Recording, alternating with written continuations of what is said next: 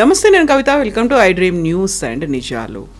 4 రాష్ట్రాలు, ఒక కేంద్రపాలిత ప్రాంతానికి ఎన్నికలు జరిగాయి, ఫలితాలు కూడా వచ్చాయి. అందులో అత్యంత ఆసక్తికరంగా అందరూ చర్చించుకుంటున్నటువంటి 2 రాష్ట్రాలు, ఒకటి తమిళనాడు, ఒకటి వెస్ట్ బెంగాల్. తమిళనాడులో సీఎంగా విజయ్ ఎవరి మద్దతుతో ప్రమాణ స్వీకారం చేయబోతున్నాడు అనే దాంతో పాటుగా వెస్ట్ బెంగాల్లో ఎవరు సీఎం అవుతారని. బట్ ఇంతకు మించినటువంటి జరగాల్సినటువంటి ఇంకొక చర్చ, విజయ్ వెనకాల అంత విజయం రావడానికి చేసినటువంటి కృషి ఏంటి, ఎలాంటి కారణాలు ఉన్నాయి అనే దాంతో పాటుగా మమతా బెనర్జీని ఓడించడానికి బీజేపీ ఎలాంటి వ్యూహాన్ని రచించింది, బెంగాల్లో ఎలా ఎంటర్ అయింది. మనతో పాటుగా ఉన్నారు సీనియర్ జర్నలిస్ట్ సురేష్ కొచ్చతిల్ గారు. సార్ నమస్తే. So that was huge. ఎవరు ఎక్స్పెక్ట్ చేయలేదు, అన్ప్రెడిక్టబుల్గా అనిపించింది అనుకున్నప్పుడు. జస్ట్ మై యాక్సిస్ ఇండియా వాళ్ళు మాత్రమే దాన్ని ప్రెడిక్ట్ చేశారు. 90 నుంచి 120 మధ్యలో అంటే ఒక ఆన్ డాట్గా చెప్పుకోవచ్చు. ఎక్సెప్ట్ మై యాక్సిస్ ఇండియా ఎవరు కూడా చెప్పలేదు విజయ్ గురించి. అక్కడ ఇంత మ్యాసివ్ హ్యూజ్ విజయం ఎలా వచ్చింది? బట్ ఇంత అయినప్పుడు కూడా అరే అక్కడి దాకా వెళ్ళామే, మనం అది రావట్లేదే మనకు అని ఒక ఫీల్ సీఎంగా అవడానికి ఒక అడుగు దూరంలో ఉంటే ఎవరు హెల్ప్ చేస్తారని మీరు అనుకుంటున్నారు? చాలా ఈజీ యాక్చువల్లీ, దాంట్లో పెద్ద ప్రాబ్లం లేదు. ఇప్పుడు ఆల్రెడీ కాంగ్రెస్ని ఇన్వైట్ చేశారు. కానీ కాంగ్రెస్కి ఒక ప్రాబ్లం ఏంటంటే, ఒకసారి వాళ్ళు విజయ్తో వెళ్ళిపోతే వాళ్ళకి 5 ఎమ్మెల్యేలు ఉన్నారు ఇప్పుడు. ఒకటి, వాళ్ళు ఇండియా అలయన్స్ నుంచి డిఎంకే బయటకు వెళ్ళిపోతారు. That's very very clear. అది కాంగ్రెస్ ఇంకా పెద్ద ప్రాబ్లం కాబోతుంది రేపు ఈ 5 సీట్ల కోసం. ఇంకోటి, వీళ్ళు మిగతా వాళ్ళు కమ్యూనిస్ట్ పార్టీ రెండు సిపిఐకి 2, సిపిఎంకి 2, దాంతో అంతా పాటాల మక్కలకి వచ్చి వాళ్ళకి 4 సీట్లు 5 సీట్లు ఉన్నాయి.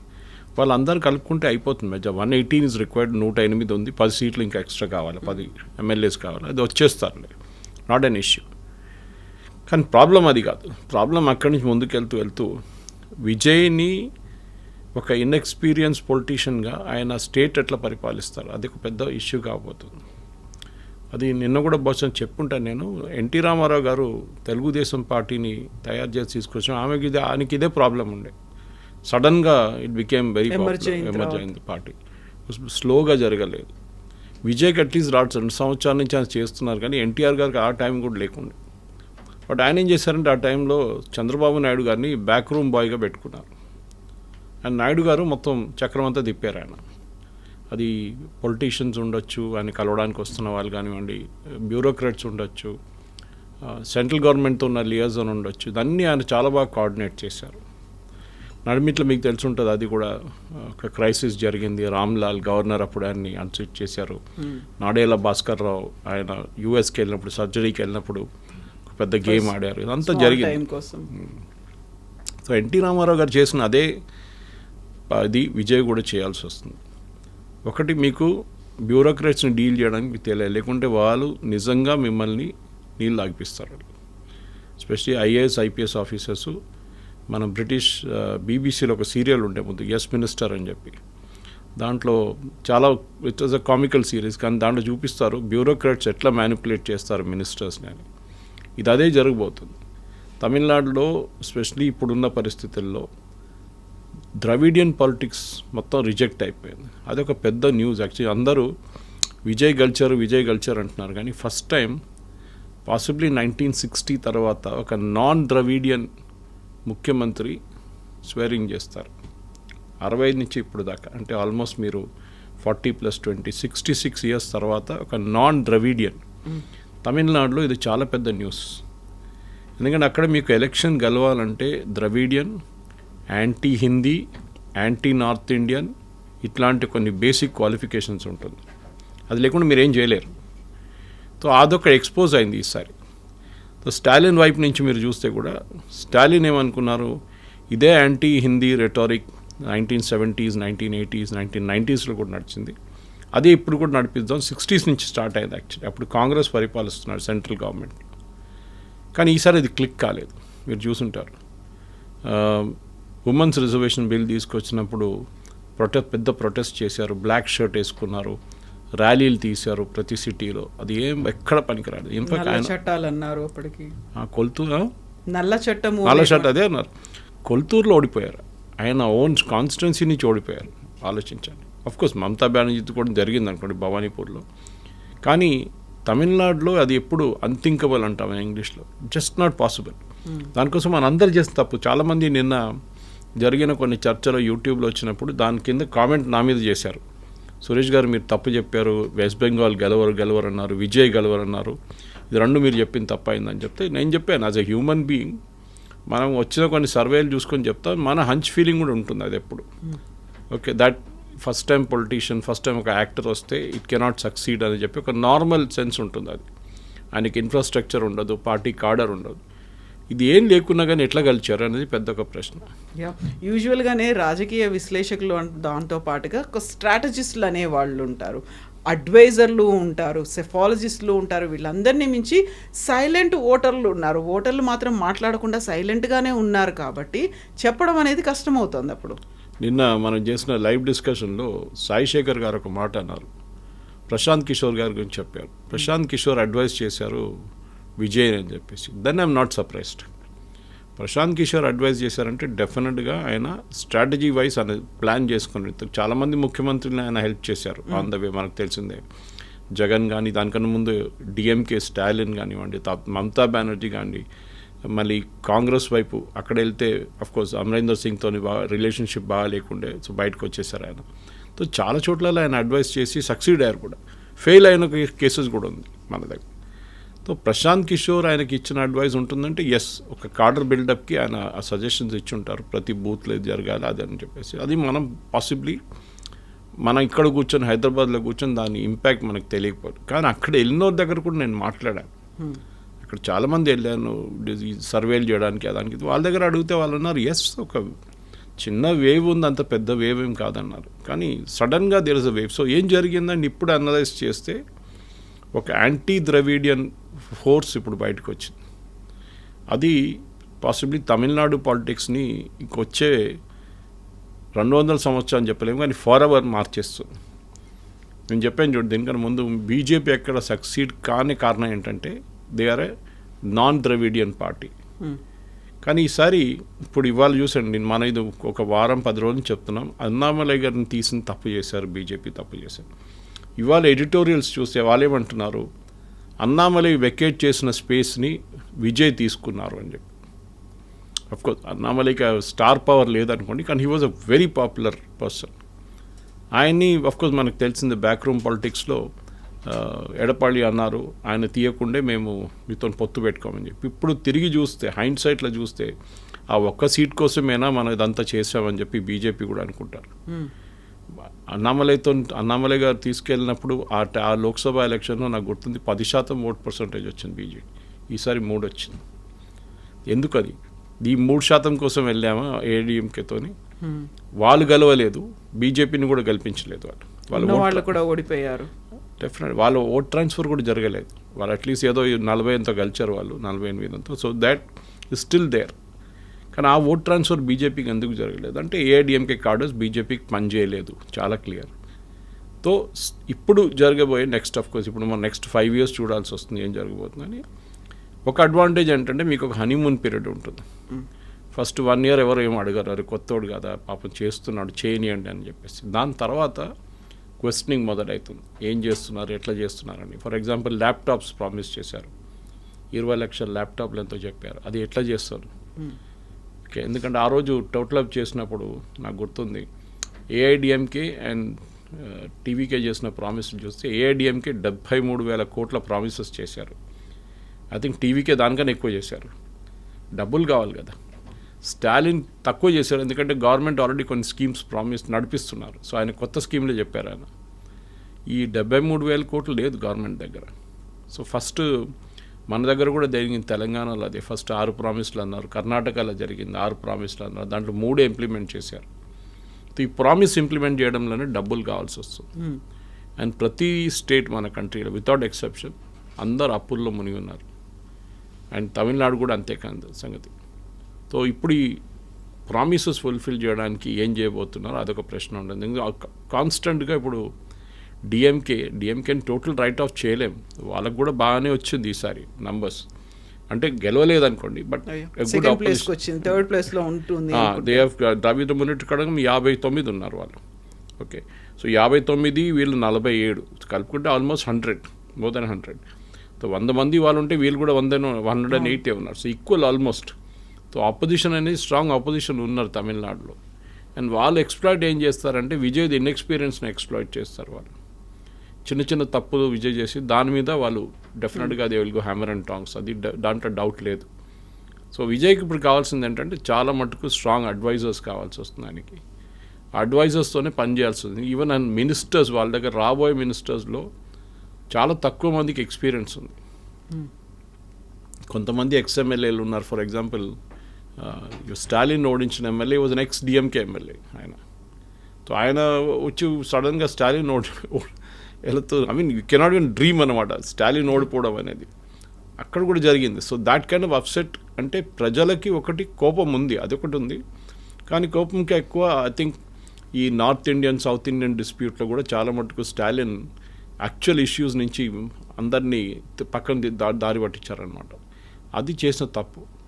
That no, the main issue development ఉంది ఒకటి స్టేట్లో. కానీ లక్కీలీ తమిళనాడుకి డెవలప్మెంట్ బాగా జరిగింది. ఇప్పుడున్న గవర్నమెంట్ కాదు, చాలా గవర్నమెంట్స్ చేసుకుంటూ వస్తున్నారు వాళ్ళు. వాళ్ళ దాంట్లో ఉన్న ఎవ్రీ యూనియన్ మినిస్టర్ చాలా ప్రాజెక్ట్స్ తీసుకొచ్చారు వాళ్ళ స్టేట్కి. అది బాలు ఉండొచ్చు, మన దయానిధి మారన్ ఉండొచ్చు, ఏ రాజా ఉండొచ్చు, వీళ్ళందరూ చాలా ప్రాజెక్ట్స్ తీసుకొచ్చారు వాళ్ళ స్టేట్కి. Mobile manufacturing as a unit Dayanidhi Maran టైంలో మొదలైంది. అది టిఆర్ బాలు టైంలో చాలా మటుకు ఇంజనీరింగ్ కాలేజ్ కానీ మ్యానుఫ్యాక్చరింగ్ యూనిట్స్ తీసుకొచ్చారు అక్కడికి. యూనివర్సిటీస్ సెటప్ చేశారు ఆయన, చాలా అంటే పర్మిషన్ ఇచ్చారు. సో ఇట్లాంటి డెవలప్మెంట్ స్కీమ్స్ చాలా తమిళనాడుకు వచ్చింది. కానీ ఇప్పుడు యూనియన్ గవర్నమెంట్లో వీళ్ళ మినిస్టర్స్ లేరు న్యాచురల్లీ. సో మోదీ గారి దగ్గర అడిగినప్పుడు ఫస్ట్ క్వశ్చన్ అదే వస్తుంది, నేను హెల్ప్ చేస్తే కానీ మీరేం చేస్తారు చెప్పండి అని చెప్పేసి. కేరళలో అదే ప్రాబ్లం ఉంది. కొత్త గవర్నమెంట్ అంటే కాంగ్రెస్ గవర్నమెంట్, యూడిఎఫ్ గవర్నమెంట్ రాబోతుంది. అక్కడ కూడా ఫండ్స్ కావాలి వాళ్ళకి. నిన్నదాకా మోదీ గారిని తిట్టారు, ఇప్పుడు వెళ్ళి డబ్బులు అడగడం అంటే చాలా ఆడు అనిపిస్తుంది. రేవంత్ రెడ్డి గారు చాలా బాగా చేస్తారు అది. ఇక్కడ హైదరాబాద్లో గల్లీలు తిట్టి ఢిల్లీలో వెళ్ళి మాట్లాడతారు మోదీ గారు. సో ఇదొక బ్యాలెన్సింగ్ యాక్ట్ చేయాల్సి వస్తుంది విజయ్కి. ఇదొక పెద్ద ఛాలెంజ్ ఉండబోతుంది. చూద్దాం, ఇంకా ఎర్లీ డేస్. ఇంకా కొత్త గవర్నమెంట్ ఫామ్ చేసిన తర్వాత వాళ్ళు, నేను చెప్పాను చూడండి, ఒక 6 months to 1 year honeymoon period ఉంటుంది. ఆ టైంలో ఎవరు ఏం అడగరు, అన్నీ చాలా బాగా అనిపిస్తుంది. దాని తర్వాత యాక్చువల్ ప్రాబ్లం, ఒక కొత్త పెళ్ళి అయిన తర్వాత రీకన్సిలేషన్ ఉంటుంది చూడు, అప్పుడు అదిలాగా దాంట్లాగా అయిపోతుంది ఇది కూడా అనమాట. సో ముగ్గురు సీఎంలు ఓడిపోవడం అనేది, పినరాయి విజయన్ ఓడిపోయారు, స్టాలిన్ ఓడిపోయారు, మమతా బెనర్జీ ఓడిపోయింది అనుకున్నప్పుడు అక్కడ గవర్నమెంట్స్ పడిపోవడం వేరుంటుంది, అక్కడ ఉన్నటువంటి ఎమ్మెల్యేలు మా సీఎంని ఓడించడము అనేది. అంతలా యాంటీ ఇన్కంబెన్సీ వచ్చి లేకపోతే సరికొత్తగా వేవ్ రావాలి అనుకున్నారా, ఒక మార్పు రావాలనుకున్నారా? ఇక్కడ కూడా టీవీకే వస్తుంది అని అంతగా అనుకోలేదు సార్. వాళ్ళు సైలెంట్గా ఉందేమో, ఓట్లు వేస్తుంటారేమో. కానీ బెంగాల్లో కూడా చూస్తే అక్కడ ఒక క్లియర్ డివిజన్ అనేది కనిపించింది. వర్టికల్గా కావచ్చు, హారిజాంటల్గా కావచ్చు, ఇవన్నీ కనిపించింది. పోలరైజేషన్ విపరీతంగా అయింది. ఇక్కడ కూడా సనాతన ధర్మాన్ని మీరు వ్యతిరేకించారు కాబట్టి ఓటమి అనేది ఉంది. అక్కడేమో హిందూ పోలరైజేషన్, అక్కడ క్లియర్ డివిజన్ అనేది వచ్చినప్పుడు ఏవి కీ ఫ్యాక్టర్గా కనిపించాయి అసలు? పినరాయి విజయన్ ఎలక్షన్ ఓడిపోలేదు, హీ హస్ వన్. వాళ్ళ పార్టీ ఓడిపోయారు అంతే. వేరే స్టాలిన్ అండ్ మమతా బెనర్జీ వాళ్ళ సీట్లు ఓడిపోయారు, వాళ్ళ పార్టీ కూడా ఓడిపోయింది. కేరళలో ఆఫ్కోర్స్ ఎల్డిఎఫ్, ఇప్పుడు కమ్యూనిస్ట్ అనేది ఒక పార్టీ లేరు ఇప్పుడు భారతదేశంలో ఎక్కడ కమ్యూనిస్టులు. కల్కటాలో జరిగింది అండ్ స్పెషల్లీ వెస్ట్ బెంగాల్లో జరిగింది ఏంటంటే చాలా మట్టుకు మీరు చెప్పినట్ల ఒక పోలరైజేషన్ జరిగింది. ఇప్పుడు అందరూ ఇవాళ పొద్దున మాట్లాడుతున్న ఒక పేరు మొహమ్మద్ యూనిస్. బీజేపీ విన్ కావడానికి రీజన్ మొహమ్మద్ యూనిస్ అని చెప్తున్నారు. ఏది బంగ్లాదేశ్లో ఫార్మర్ అడ్వైజర్. అప్పుడు చాలామందికి అది ఒక చాలా యూనిక్ అనిపించింది. మొహమ్మద్ యూనిస్ వెస్ట్ బెంగాల్ ఎలక్షన్తో ఏంటి సంబంధం అని. అక్కడ హిందువుల మీద చేసిన అత్యాచారాలు జరిగినప్పుడు మమతా బెనర్జీ నోరు తెరవలేదు. తర్వాత ఆమె చెప్పిన డిప్లొమాటిక్లీ ఏదో మాట్లాడింది, కానీ కంటిన్యూస్లా ఒక క్యాంపెయిన్ నడిపించలేదు. నిన్న రాత్రి నుంచి అక్కడున్న ముస్లిం ఏరియాస్లో ఆల్మోస్ట్ కర్ఫ్యూ లైక్ సిచ్యువేషన్ ఉందంట. అంటే ముర్షిదాబాద్, మాల్డా కానీ ఈవెన్ కల్కటాలో కూడా చాలా మటుకు, హౌరా, హూగ్లీ, 24 పర్గనాస్ ఈ ఏరియాస్లో చాలా ఒక హిందీలు అంటారు సన్నాటా ఛాగే అంటున్నారు నిన్న రాత్రి నుంచి. ఎక్కడికక్కడ నిశ్శబ్దం రాజ్యం వెళ్తుంది. ఎందుకంటే భయం ఉంది. ఇప్పుడు దీనికన్నా ముందు మమతా బెనర్జీ పరిపాలించినప్పుడు ఆమె చాలా మటుకు, ఇప్పుడు ఆమె మెయిన్ ఒక ఈ మహిళలు ఆమె వ్యతిరేకంగా ఓటేయడానికి కారణం అది. అక్కడ మహిళల మీద జరిగిన అత్యాచారాలు బయట లోకం చూడలేదు. వినలేదు, ఎవరు మాట్లాడలేదు. అక్కడున్న మీడియాని కొనుక్కున్నారు ఆమె. ఎక్సెప్ట్ 2-3 ఛానల్స్ అక్కడ ఉంది చూడండి, దాని మినహా వాళ్ళని కూడా హెరాస్ చేసి అరెస్ట్ చేసి జైల్లో వేశారు. Of India publication Nupur Sharma, not the BJP Nupur Sharma, other one editor, ఆమెని హెరాస్ చేసి వాళ్ళ హస్బెండ్ని అరెస్ట్ చేయడానికి వెళ్ళారు, వాళ్ళ ఫాదర్ని అరెస్ట్ చేయడానికి వెళ్ళారు, వాళ్ళ చిన్న పాపని కూడా పట్టుకెళ్ళారు వీళ్ళు వచ్చి కల్కట్టా పోలీస్. ఇప్పుడు ఒక రివర్స్ వేవ్ రావబోతుంది. మోదీ గారు ఆఫ్కోర్స్ నిన్న మాట్లాడుతున్నారు, ఫర్గెట్ ఇట్, ఇప్పుడు అంతా అయిపోయింది, పరివర్తన అయిపోయింది, ఇంకా మనం డెవలప్మెంట్ గురించి మాట్లాడదామని చెప్పి. ఐరానికలీ ఇప్పుడు వీళ్ళందరూ యోగేందర్ యాదవ్ లాంటి వాళ్ళు చాలా స్టూడియోస్లో వచ్చి కూర్చొని డిలీషన్స్ గురించి మాట్లాడుతున్నారు. కవిత గారు, డిలీషన్ వల్లనే మమతా బెనర్జీ ఓడిపోయింది. మనం ఒక అనలైజ్ చేద్దాం.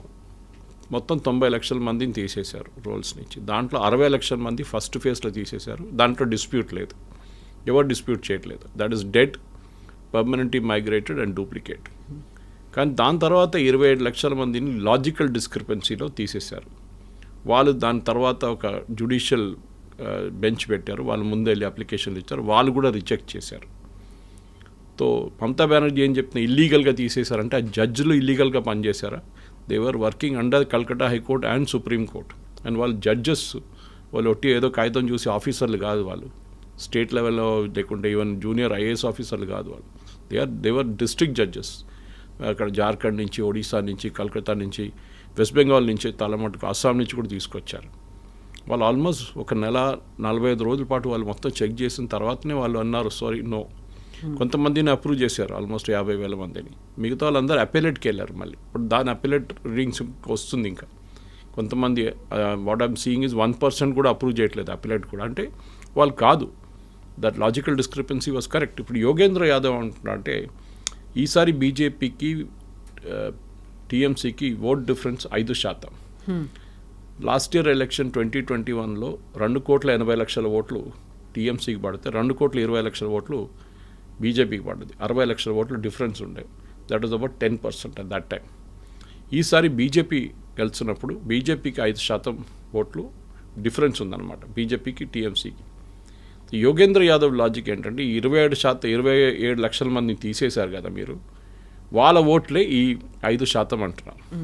అక్కడే కనిపిస్తుంది. అక్కడే, అది తప్పు. ఈ లాజికల్ డిస్క్రిపెన్సీలో పక్కన పెట్టిన పేర్లలో who could not vote this time 66% మంది హిందువులు, మోస్ట్లీ మతువా కమ్యూనిటీ నుంచి, బంగ్లాదేశ్ నుంచి వచ్చిన ఎస్సీ కమ్యూనిటీ. వాళ్ళకి ఇంకా సిటిజన్షిప్ ఇవ్వలేదు, సో న్యాచురలీ వాళ్ళకి ఓట్ లేదు. కొంతమందికి ఇచ్చారు, 10% మందికి. ఇప్పుడు దాన్ని ప్రాసెస్ స్టార్ట్ చేస్తున్నారు మళ్ళీ, సిఏఏ కింద, సిటిజన్షిప్ అమెండ్మెంట్ యాక్ట్ కింద వస్తుంది.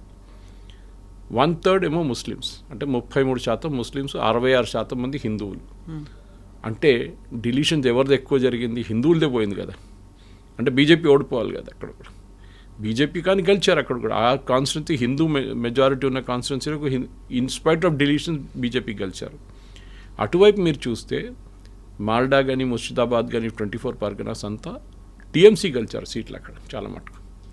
ఈసారి జరిగింది ఇంకో డిఫరెన్స్ ఏంటంటే కాంగ్రెస్ కొంచెం తీసుకెళ్ళిపోయారు ముస్లిం ఓట్స్. వాళ్ళ గెలిచిన దాంట్లో 3 కాంగ్రెస్లో 2 ఎమ్మెల్యేలు అండ్ 1 ఫ్రమ్ సిపిఎం, 3 ముస్లిమ్స్. ఇది మన అస్సాంలో కూడా చూస్తున్నాం.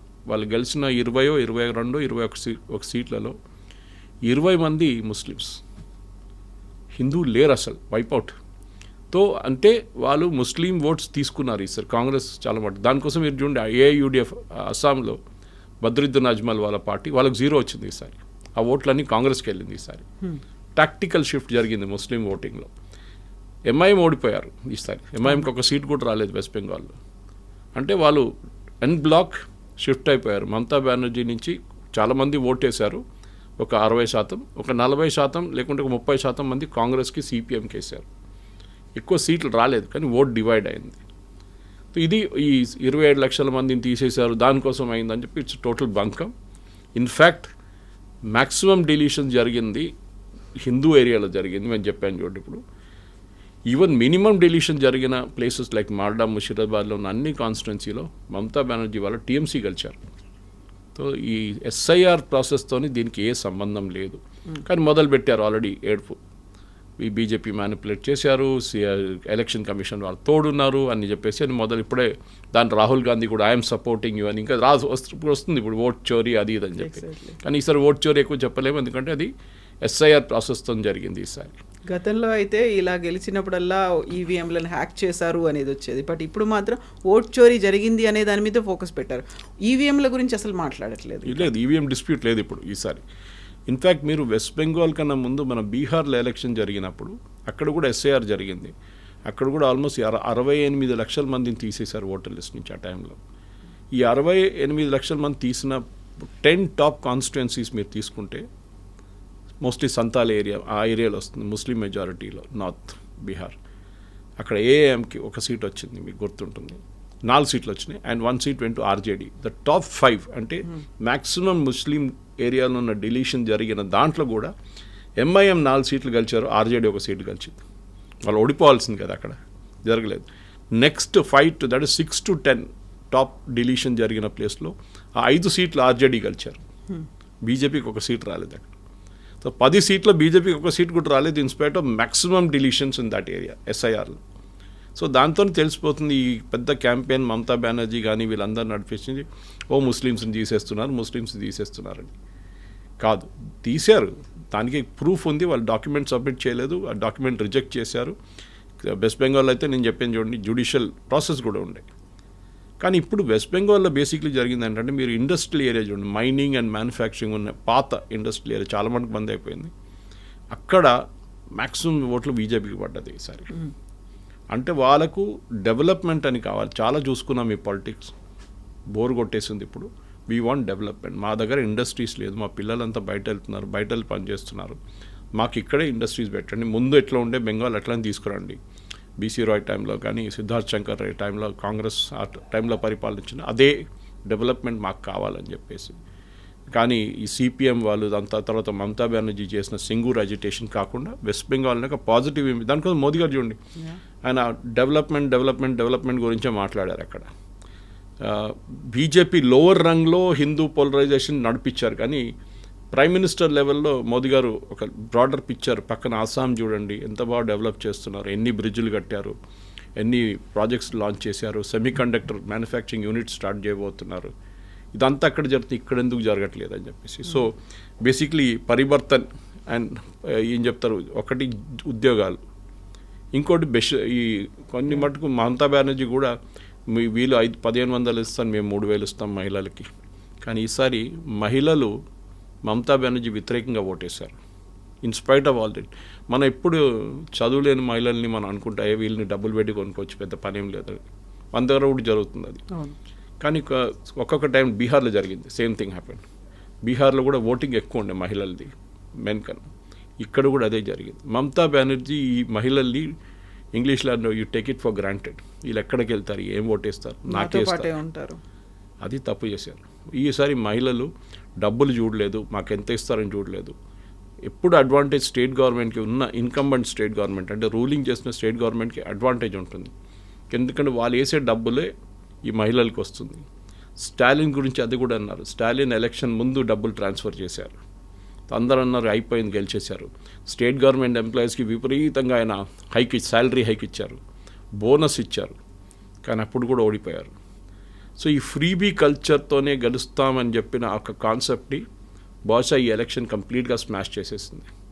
ఫ్రీబీతో సంబంధం లేదు, ప్రజలు డెవలప్మెంట్ కోరుకుంటున్నారు, పర్ఫార్మెన్స్ చూస్తున్నారు. హిమంత బిశ్వ శర్మ 64 నుంచి ఆల్మోస్ట్ 102 సీట్ల దాకా తీసుకెళ్లాలంటే, అంటే దాంట్లో బీజేపీ ఒక 10 సీట్లు తీసేస్తే బీజేపీ టాలీ ఉంటుంది అనమాట, 90 వస్తుంది రీజన్లో. ఎందుకు అంటే అది న్యాచురలీ అక్కడ అస్సాంలో వాళ్ళు కూడా చూస్తున్నారు స్టెబిలిటీ. ఎందుకు గౌరవ్ గొగోయ్ ఓడిపోయారు, మనం దాన్ని మర్చిపోయాం, ప్రాస్పెక్టివ్ చీఫ్ మినిస్టర్, అది కూడా పిసిసి చీఫ్ అక్కడ. అండ్ హీస్ వాళ్ళ father Tarun Gogoi was ex chief minister, అంటే ఒక పెద్ద పొలిటికల్ ఫ్యామిలీ, ఆయన ఓడిపోయారు. తో ఒక మనం ఒక అంటారు భగవాన్ జబ్ చేస్తా పూరా చాఫడ్ ఫాడ్కే దేతా అంటారు హిందీలో, ఇస్తున్నాడు మొత్తం ఇచ్చేస్తాడు భగవంతుడు, లేకుండా ఏమి ఇయ్యాడు మాకు అసలు. సో ఈసారి అదే జరిగింది. సో మీరు కేరళ పక్కన పెడితే, కేరళ వాజ్ ఎక్స్పెక్టెడ్, నేను చాలా మన డిబేట్ కూడా చేశాను దాని గురించి, ఒక మార్పు వస్తుంది. కేరళలో ఎప్పుడంతే ఒకసారి యూడిఎఫ్ రూల్ చేస్తే next time LDF, next LDF మళ్ళీ యూడిఎఫ్, కానీ లాస్ట్ 2 సార్లు పినరాయి విజయన్ గారు రూల్ చేశారు. కానీ ఆయన వ్యతిరేకంగా ఉన్న ఏం చెప్తారు, ఒక యాంటీ ఎస్టాబ్లిష్మెంట్ కాకుండా ఆయన యాంటీ పినరాయి విజయన్ ఒక క్యాంపెయిన్ ఉండే. ఆయన కరప్షన్ కానీ వాళ్ళ కూతురు కరప్షన్ అంతా విసుకొచ్చేసారు అక్కడ. ఆయన అహంకారం ఇదంతా దాంతో పోయింది. So Tamil Nadu was unexpected, west Bengal was unexpected. ఈ రెండు మిగతా అన్నీ మనం ఎక్స్పెక్ట్ చేసిందే జరిగింది అన్నమాట. అయితే ఇక్కడ 2 రాష్ట్రాల్లో 2 సరికొత్త ప్రభుత్వాలు, కొత్త పార్టీలు ఫామ్ చేస్తున్నాయి అనుకుంటున్నప్పుడు, ఇప్పటిదాకా ఉంది ఉత్తరాది దక్షిణాది అనేటువంటి ఒక వివక్ష ఉంది అనే మాట స్టాలిన్ చెప్తూ వచ్చాడు. సో ఇక్కడ కొత్త ప్రభుత్వానికి కేంద్ర ప్రభుత్వం సహాయ సహకారాలు ఉంటుందా, వివక్ష లేకుండా ఉంటుందా, ఎలాంటి రిలేషన్స్ అనేవి ఉంటాయనే దాంతోపాటుగా వెస్ట్ బెంగాల్కి బంగ్లాదేశ్కి మధ్యలో ఉన్నటువంటి రిలేషన్స్, బయలాటరల్ రిలేషన్స్ ఎలా ఉంటాయి, ఇంపాక్ట్ అనేది ఎలా ఉంటాయి, ఇన్ఫిల్ట్రేటర్స్ గురించి మాట్లాడినప్పుడు ఫోకస్ అనేది ఎలా పెడుతుంది బీజేపీ అక్కడ అని? చాలా పెద్ద మార్పు రాబోతుంది, చాలా పెద్ద మార్పు. ఎస్పెషలీ ఒకటి internal security, next external security. మీరు national crime records bureau data తీస్తే కవిత గారు లాస్ట్ 5 సంవత్సరాలు తీసుకోండి, 10 అక్కర్లేదు, ఫర్ వెస్ట్ బెంగాల్ 5 సంవత్సరాలు తీసుకోండి, number of rapes, murder, and these are reported report కానీ చాలా ఉంటుంది. ఇట్లాంటి చాలా మటుకు క్రైమ్లో one of the top states is West Bengal. అది మమతా బెనర్జీ అన్నిటికంటే నెగటివ్, అందుకే మహిళగా ఉండి, అండ్ దట్ ఫస్ట్ టైం మీకు గుర్తుంటుంది, వాళ్ళ టైమ్స్ ఆఫ్ ఇండియాలో ఫోటో కూడా వేశారు. ఒక మహిళని చంపేశారు, రేప్ చేశారని చెప్పి ఆమె 20 సంవత్సరాల ముందు పోరాటం చేసిన మహిళ ఈమె. అప్పుడు సిపిఎం పరిపాలిస్తున్నారు. వ్యతిరేకంగా కల్కట్టా రోడ్లో దిగి కొట్లాడి పోరాడి జస్టిస్ తీసుకొచ్చిన ఆమెకి, అమ్మాయి కోసం తీసుకొచ్చిన మహిళ మమతా బెనర్జీ. కానీ ఆర్జీ కార్ ఇన్సిడెంట్ జరిగినప్పుడు ఆమె ఎట్లా బిహేవ్ చేశారు, ఆమె పార్టీ వాళ్ళు ఎట్లా బిహేవ్ చేశారు, వాళ్ళ ఎంపీ మహువా మొయిత్రా కానీ సాగరికా ఘోష్ కానీ ఎట్లా మాట్లాడారు మహిళల గురించి. అంటే వీళ్ళు అనుకుంటున్నారు ఏదో మేకప్ చేసుకొని, వాళ్ళ ఐ థింక్ సంబడి షెఫాలి వైద్య ట్వీటెడ్, లిప్స్టిక్ వేసుకొని మేకప్ చేసుకుంటే మహిళలు ఎంపవర్డ్ అయిపోతారు అనుకుంటా. కాదు, ఈసారి గెలిచిన దాంట్లో ఒక హౌస్ మేడ్ ఉంది బీజేపీ వైపు నుంచి, ఆర్జీ కార్ ఆ అమ్మాయి వాళ్ళ మదర్ గెలిచారు. ఇది చాలా ఇంపార్టెంట్, ఎందుకంటే కల్కటాలో అదొక పెద్ద ఇష్యూ ఉండే, వెస్ట్ బెంగాల్లో ఎస్పెషలీ, దట్ మహిళలకి సురక్ష లేదు, మహిళలకి వాళ్ళ మీద అత్యాచారాలు జరుగుతున్నాయి అని చెప్పి చాలా మటుకు పెద్ద ఒక క్యాంపెయిన్ ఉండే బీజేపీది. ఈ అండర్ కరెంట్ మన ఎవ్వరు ఊహించలేదు, ఇంత పెద్ద అండర్ కరెంట్ ఉంటుందనేది. అది బహుశా అమిత్ షా గారికో మోదీ గారికి గుర్తుంటూ ఆయనకు వాళ్ళు గెస్ట్ చేశారు బాగానే. అమిత్ షా గారు చెప్పారు నేను 2 వారాలు ఇక్కడే ఉంటాను, అప్పుడు మమతా బెనర్జీ 2 చెప్పారు గుర్తుంటుంది మీకు, 2 వారాలు 360 రోజులు ఉంటే కూడా మీరు గెలవరు ఇక్కడి నుంచి. డెరిక్ ఓబ్రైన్ నిన్న రాత్రి ఆ వీడియో నా ఫేస్బుక్లో రిపీట్ చేశాను నేను. మోదీ గారు చెప్పారు నేను 246 స్థానాల్లో కూడా నేనే క్యాండిడేట్ అని చెప్పారు. అది స్టాండర్డ్ డైలాగ్ మోదీ గారు. సో డెరిక్ ఓబ్రైన్ అడిగారు, అంటే మీరు ఓడిపోతే 4వ తారీఖు ఓడిపోతారు కదా, అప్పుడు మీరు రాజీనామా చేస్తారా అని అడిగి. ఇప్పుడు నిన్న నుంచి డెరిక్ ఓబ్రైన్ కనిపించట్లేదు, ఎక్కడ పోయిందో తెలియదు. సో వెస్ట్ బెంగాల్లో మీరు చెప్పిన దాంట్లో ఒకటి external security, especially border fencing చాలా పెద్ద ఇష్యూ కాబోతుంది. ఎందుకంటే మమతా బెనర్జీ దానికోసం ల్యాండ్ ఇవ్వకుండా సుప్రీంకోర్టు దాకా వెళ్ళారు యూనియన్ గవర్నమెంట్. సుప్రీంకోర్టు ఆర్డర్ ఇచ్చారు మీరు ల్యాండ్ ఇవ్వాలని చెప్పేసి. ఫెన్సింగ్ జరగాల్సిందే, చాలా చోట్ల ఫెన్సింగ్ చేయలేము ఎందుకంటే రివర్స్ సిస్టమ్స్ ఉంది. అక్కడ అమిత్ షా గారు ఒక ప్రపోజల్ పెట్టినప్పుడు పెద్ద గొడవ అయింది, పాములు ఇడిసేస్తాము, క్రాకడైల్ని ఇడిసేస్తాము నీళ్ళలో అని చెప్పేసి. అది పెద్ద వీళ్ళు ఏం చేశారు, అది చేస్తున్నారు చాలా దేశాల నడిమిట్లో ఇట్లాంటి రివర్స్ సిస్టమ్స్లో అది చేస్తారు ఇల్లీగల్ క్రాసింగ్ చేయకుండా ఉండడానికి.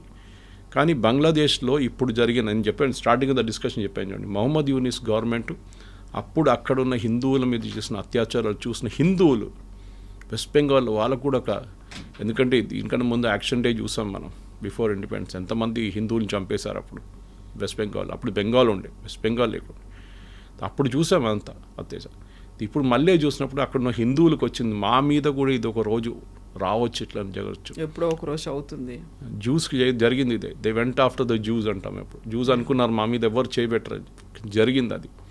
ఇది బెంగాల్లో కూడా ఒక రోజు జరుగుతుంది. మమతా బెనర్జీ ఈ ముస్లిం అపీస్మెంట్ పాలిటిక్స్లో వెళ్ళినప్పుడు ఆమె ముస్లిం ఇమాం కోసం హైక్ చేశారు రేట్, వాళ్ళ కోసం శాలరీ హైక్ చేసినప్పుడు హిందూ ప్రీస్ట్కి డబ్బులు ఇవ్వలేదు, అట్లాంటి చాలా మంది. సో హిందువులు సడన్గా ఒక ఏం చెప్తారు యునైటెడ్గా వచ్చి ఓటేశారు. అదే లేకుండా ఈ ఇంత పెద్ద మార్పు రాదు, absolutely not possible.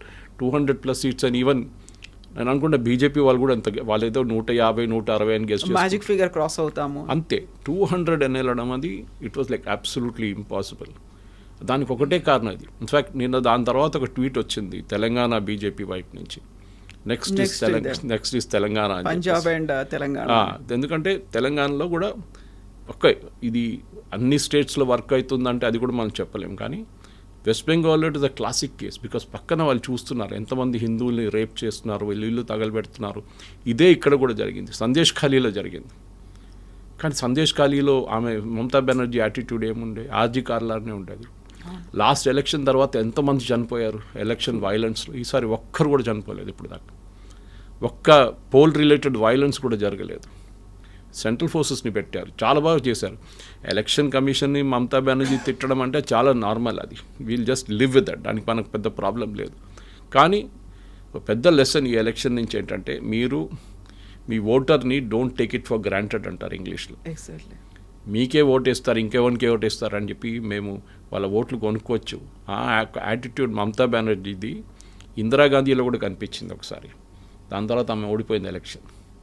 But you never do it. ఆ అరగెన్స్ మీ దగ్గర ఏ రోజు వస్తుందో that is the end of you. అది మనం దీనికన్నా ముందు కూడా చూసాం. లాలూ ప్రసాద్ యాదవ్ కేసులో చూసాం, వాళ్ళ అఖిలేష్ యాదవ్ వాళ్ళ ఫాదర్ ములాయం సింగ్ యాదవ్ టైంలో చూసాం. మాయావతి అబ్సల్యూట్లీ సూపర్ అరగెంట్ ఉండే ఆమెని కూడా ఉండించారు. ఎక్కడైనా ఇట్లాంటి గవర్నమెంట్ వచ్చి నేనే ఉన్నాను పరిపాలించడానికి ఎవరు లేడు అని చెప్పినప్పుడు ఆ గవర్నమెంట్ డెఫినెట్గా కింద పడదు. డిఎంకేకి జరిగింది. They thought they were invincible. Tamil ఎవరి కోసం ఓటేస్తారు, మాకేస్తారు. హిందువుల కోసం పానీపూరి అమ్మేటోళ్ళు, టాయిలెట్ క్లీన్ చేసేటోళ్ళు అని బీహారీ వాళ్ళు, యూపీ వాళ్ళు చెప్పిన స్టాలిన్ వాళ్ళ పార్టీ. లాస్ట్ అప్పుడు ఏం జరిగింది? ఇప్పుడు మొత్తం ద్రవిడియన్ మూవ్మెంట్ని పక్కన తోసేసారు వీళ్ళు. ఐ థింక్ తమిళనాడుకు ఒక గుడ్ బిగినింగ్. ఈ ద్రవిడియన్ మూవ్మెంట్ని కంప్లీట్గా ఫినిష్ చేస్తే ఒక కొత్త రిసర్జెంట్ ఇవాళ పొద్దున నుంచి ఒక డిబేట్ జరుగుతుంది. నెక్స్ట్ అన్నామలైని దింపుదాం బీజేపీ వైపు నుంచి. So it be Annamalai versus Vijay from now onwards అని చెప్పేసి, which is a good move actually. Yes, sir. Thank you so much, sir. Thank you. Subscribe iDream. And please subscribe to iDream. For more videos, subscribe to iDream. Please like, share and subscribe to the channel. Congratulations, iDream. Subscribe to iDream. Subscribe to iDream. So subscribe to iDream Media.